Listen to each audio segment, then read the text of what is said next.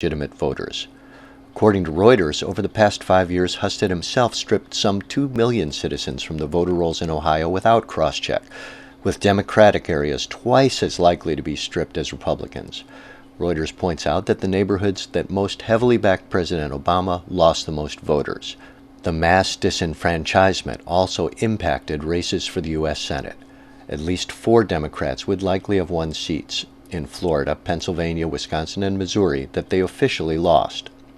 Similar results are evident from the 2014 Senate races in North Carolina, Colorado, and Alaska. Thus, in the past 2 years, mass disenfranchisement and computerized vote stripping may well have stripped 7 upper house seats from the Democrats to the GOP. Thus, we can see that the electronic race-based stripping of voter rolls in the GOP's favor has probably on its own taken to the far right the presidency, control of the U.S. Senate, and ultimately the U.S. Supreme Court.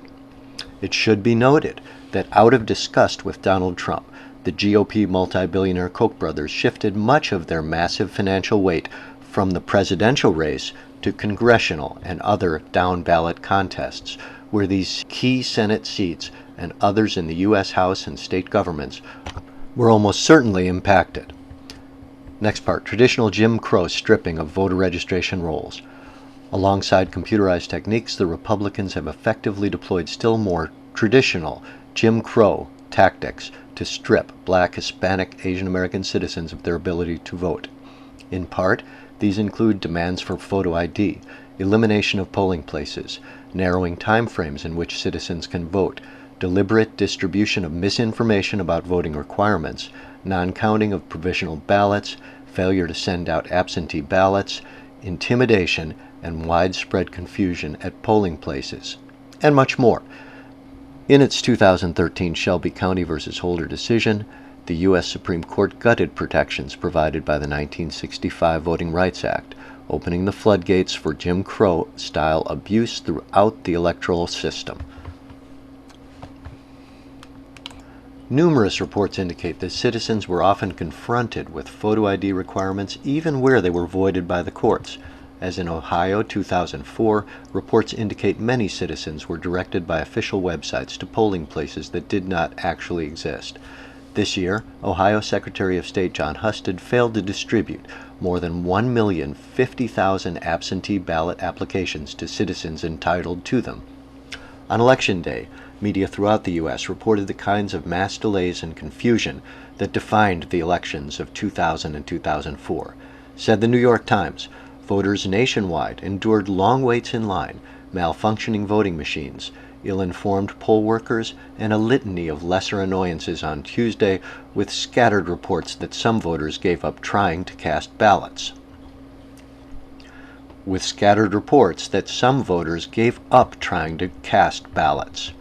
David Becker, the executive director of the Center for Election Innovation, told the Times, "There are scattered indications of machine breakdowns that are being addressed."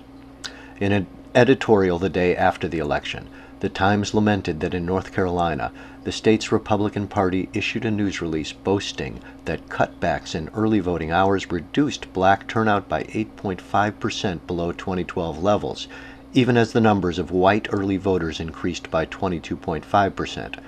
14 states put in new voting restrictions, including some states that had never been put under federal supervision like Indiana, Ohio, and Wisconsin.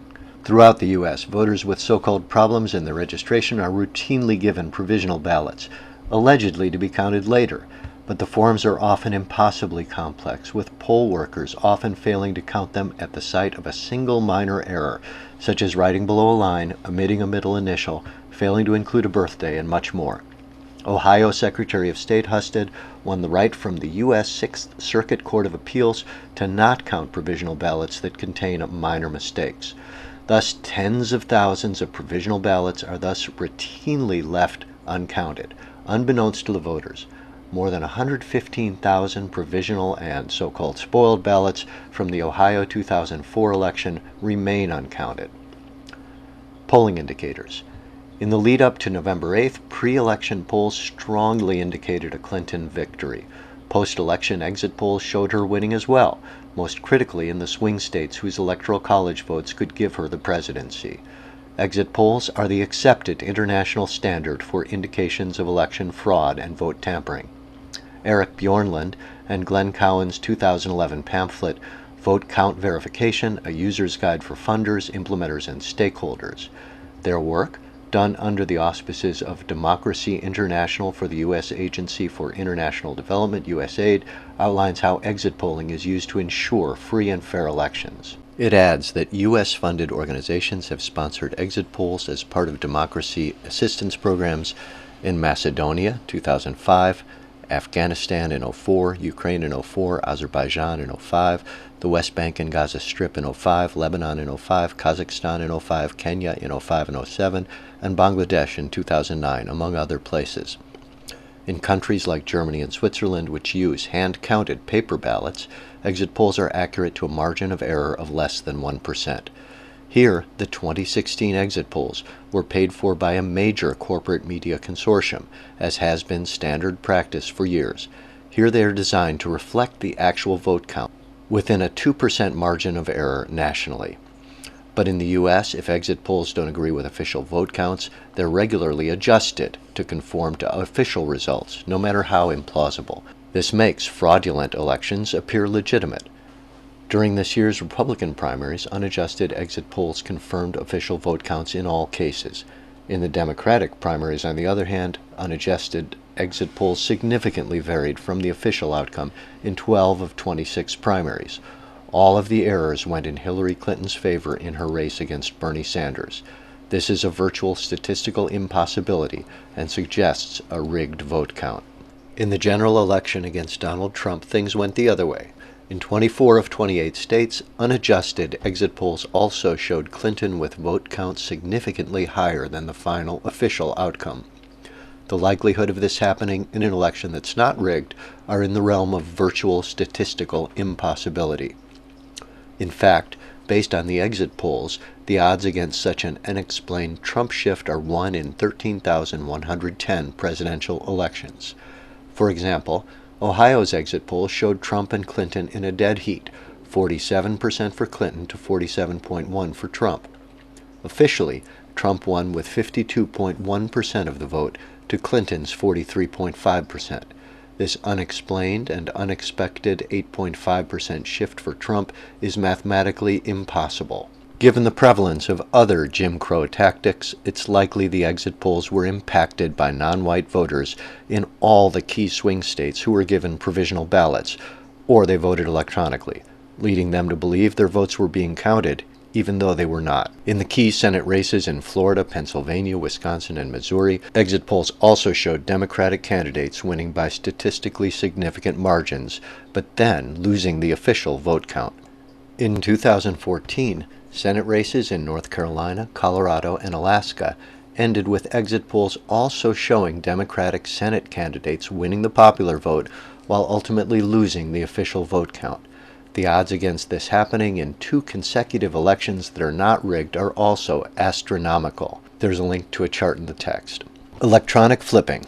The vast majority of the popular votes in this election nationwide were cast on either computerized touchscreen electronic machines or on Scantron ballots that are counted by computer. In neither case are there public monitoring capabilities or legal recourse for vote counts that are flipped. In 2016, as in all previous U.S. elections at least since 2000, the electronic vote count remains anyone's guess. In states with a governor and secretary of state from the same party, the final tally can be whatever they want it to be.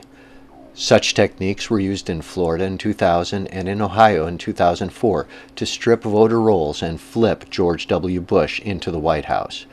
More than 90,000 black or Hispanic voters were disenfranchised by Governor Jeb Bush, George's brother, in a Florida election officially decided by 537 votes.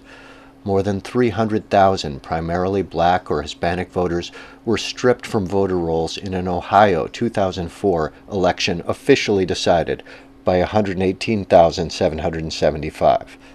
In Florida's 2000 presidential election in Volusia County, 16,000 votes cast for Gore were electronically subtracted and 4,000 were added to Bush, giving him a leg up on the evening's vote count. This caused a Fox News commentator, John Ellis, who was Bush's first cousin, to call the election for George W. Bush. In Ohio, 2004, John Kerry was shown winning the election by 4.2%, more than 200,000 votes at 12:20 a.m. Then the electronic vote count ceased. At 2 a.m., a Bush lead began to emerge, somehow reaching 2.5%. The 6.7% flip is a virtual statistical impossibility. All of this was done by private contractors working for the company SmartTech, based in Chattanooga, Tennessee.